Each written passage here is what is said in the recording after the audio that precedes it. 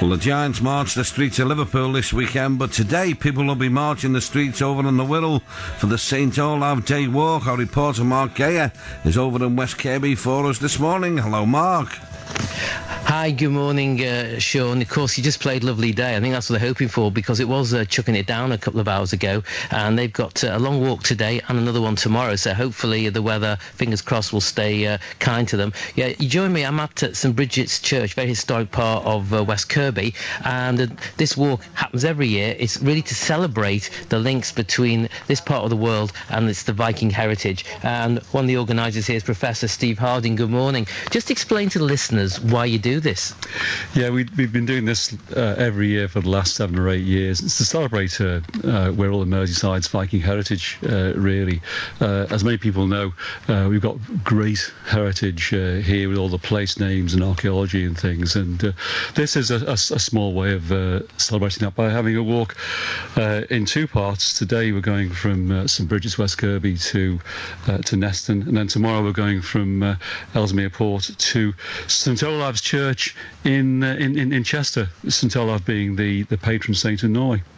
And how many people take part? I've got a few hardy regulars with you at the moment, so I think they've all got the shoes on and the backpacks, and they've got the mint cake. But how many people normally come with you? Every year is about 20, 30 people. We've had 50 maximum. It's quite small. Once you get beyond 30 or so, it becomes a major event and you need marshals and that sort of thing. So it's quite informal, but it's still great fun.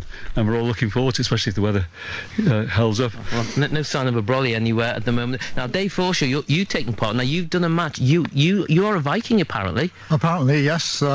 Way back in 2002, I saw in the local paper an advert to supply DNA to assess the probability of the Viking heritage. So I sent my DNA up, and about 3 years later I got the results, and I was very, very surprised and delighted to find that I probably had Viking heritage. I mean, you look a nice man to me, but what you like at rape and pillage then? That's what we... Oh, it's my day off today. I mean, if you'd interviewed me tomorrow, I'd be probably pillaging. There's no longboats just in the Dee there, no? No, but there is one in Westfloat, I believe, having its mast repaired at the moment, ready for a sail down the Mersey. And what's your skiing like? Skiing not so good. Not so good. So the Nordic disciplines, not so much now.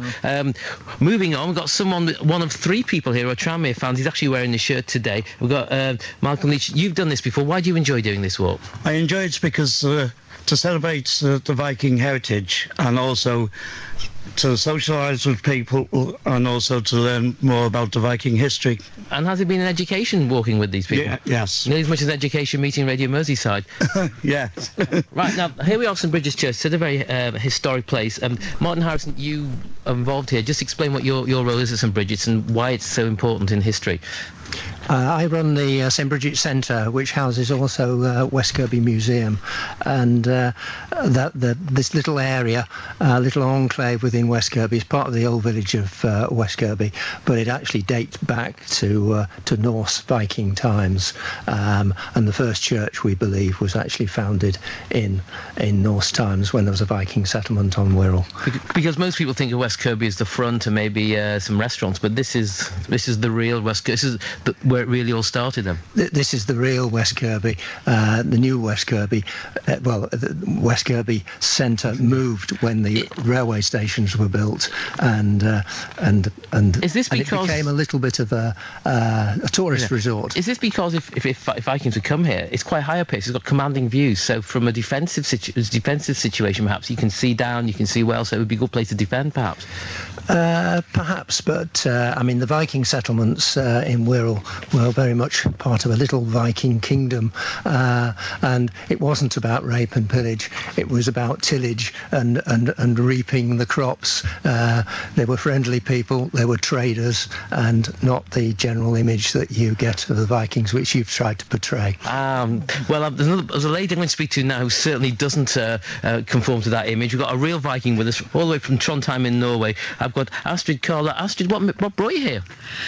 Well, I'm just interested in in the Viking heritage, and it's amazing to see here on the Wirral how much there is, to see both in actual artifacts, in structures, and also in the language, in place names and people's names. It's just amazing. And I'm also here as an official representative from the Norwegian government to apologize for everything we did. No, joke aside. Apologies. No, I think it's because I think a lot of people in Wirral enjoyed this now, that this little link between this part of the world and I think a lot of people knew about it. It wasn't really well publicised last decade or so. It's really good, and in Norway it's growing. It's really big in Norway now. We have about 1,300 miles of pilgrimage paths in Norway right now, and it's growing, and people are very interested in finding their roots and going for a walk to find themselves, and is this all the Norwegian people who've got season tickets for Liverpool who come every? Is this part of their pilgrimage coming the other way now? Well, maybe. Actually, I'm going to go home now and tell the National Pilgrim Centre in Norway about this tour, and they're really excited. They knew I was coming here, and they want to hear all about it. Well, go back to Professor Steve Harding. I mean, that's fantastic to know, because although you say you like to keep it small and informal, if Astrid goes and tells people, all of a sudden this could be a little tourist tour, and it'd be quite lucrative for Wirral. You're having lots of Vikings sort of retracing what some of their ancestors may or may not have done here. Yeah, it'd be fantastic. And just to go back on the Tranmere thing again, Astrid mentions all these little Hudlians and things, but Tranmere is a Viking name, so I'm trying to convince Astrid maybe Norwegians to support Tranmere, not Liverpool. But I think we've got a long way to go on that one. Well, maybe they could loan you some players. That'd be very, very nice, yeah. Well, enjoy your walk, and I mean, you're doing today, you're doing tomorrow. How'll your feet be in a couple of days' time? Are you used to this now?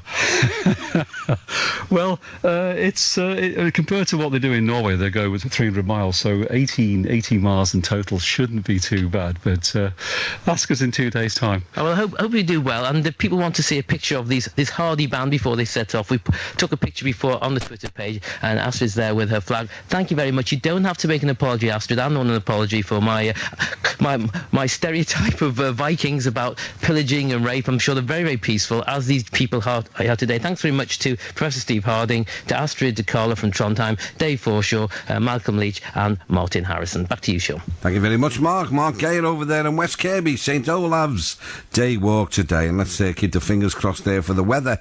I can see the sun coming out there today. They're going to be all right today. I think they're going to get away with it. OK, we're going to pick a song out very, very shortly for number 3.